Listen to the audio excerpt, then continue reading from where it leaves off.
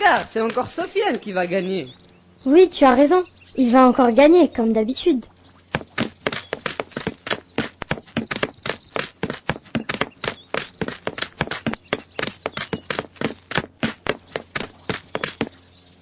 C'est bien, Soufiane. T'as battu le record de la saison. Je suis fier de toi. Tu passeras à la compétition régionale alors. Merci monsieur, c'est grâce à vous. Il m'énerve avec sa fausse modestie. De qui est-ce que vous parlez? De Sofiane, à ton avis. Qui ça peut être d'autre?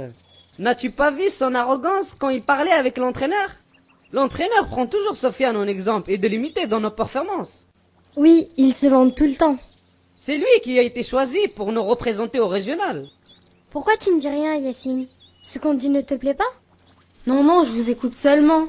L'entraînement est fini. Il faut que je me dépêche d'aller me changer. Allah Ta'ala a dit dans le Coran, et ne médisez pas les uns des autres. L'un de vous aimerait-il manger la chair de son frère mort? Non, vous en aurez horreur. Et craignez Allah, car Allah est grand accueillant au repentir, très miséricordieux. Qu'est-ce que Dieu a voulu nous dire dans ce verset? La médisance. Et qu'est-ce que la médisance? La médisance consiste à évoquer le défaut de quelqu'un pendant son absence. Et si ce défaut est véridique, est-ce que c'est de la médisance? Écoute le hadith du prophète sallallahu alayhi wa sallam qui dit Sallallahu alayhi wa sallam.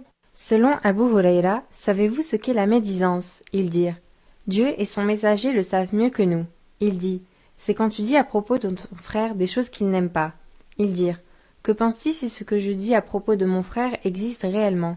Il dit si ce que tu as dit de lui est vrai, tu as médit de lui. Et si ce n'est pas vrai, tu as proféré à son encontre un message effronté.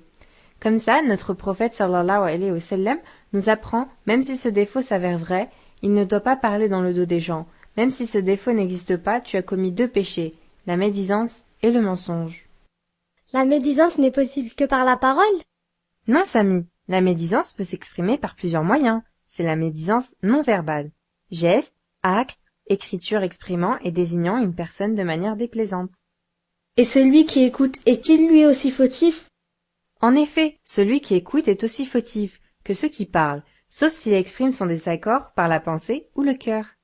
Et comment doit-il dénoncer? Il doit couper la parole du pécheur. Il doit défendre la victime et lui rendre sa dignité.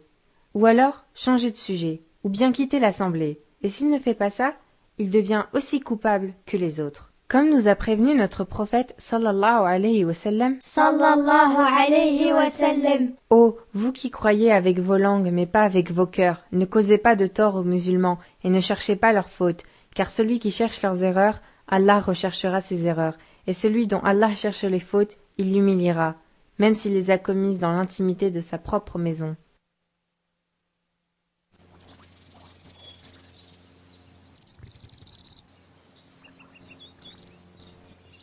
À cause de vous, j'ai commis un péché involontaire. Je ne savais pas que c'était aussi grave.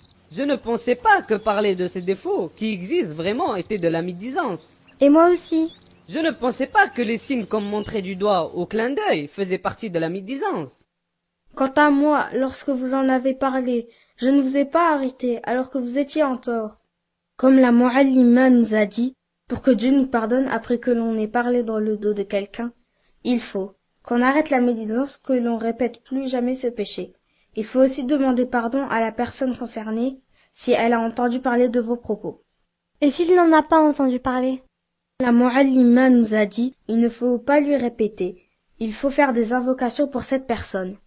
À partir de maintenant, je ferai beaucoup d'invocations à notre cher frère Sofiane. Et je ne parlerai qu'en bien de Sofiane.